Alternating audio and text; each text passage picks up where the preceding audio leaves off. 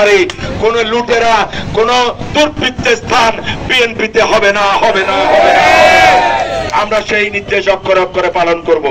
যদি কেউ কোন অনুপ্রবেশকারীকে, কোন কিশোর গ্যাংকে, কোন সন্ত্রাসীকে কোন টাকার প্রলোভনে অথবা অন্য প্রলোভনে আমাদের দলে আশ্রয় প্রশ্রয় দেওয়ার চেষ্টা করে, তাদের বিরুদ্ধে আমরা কঠিন থেকে কঠিনতর সিদ্ধান্ত গ্রহণ করব।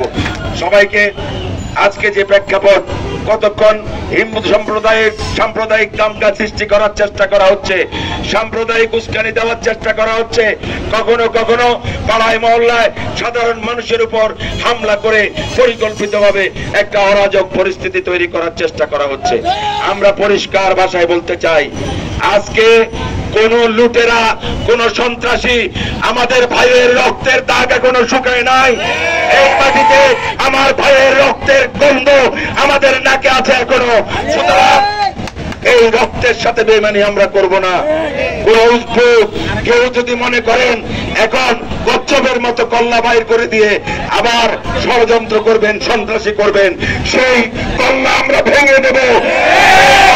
ভেঙে দেওয়ার জন্য সবাইকে পাড়ায় মহল্লায় প্রতিরোধের দুর্গ গড়ে তুলতে হবে।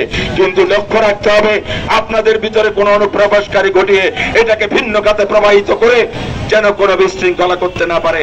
আমি আর বক্তব্য, প্রিয় ভাইরা, শুধু আপনাদের প্রতি সবিনয় আবেদন থাকবে, আজকে থেকে এখন রাজনীতি করার সময়, এখন রাজনীতি করার সময় 15 বছর 17 বছর কষ্ট করেছেন, জেল জুটুম খেটেছেন, রাজপথে ছিলেন, এক বেলা খেয়েছেন আর এক বেলা খেতে পারেন নাই, অনেকে নিরপরাধ বাসা বাড়িতে থাকতে পারেন নাই, পরিবার পরিজন কষ্ট করেছে।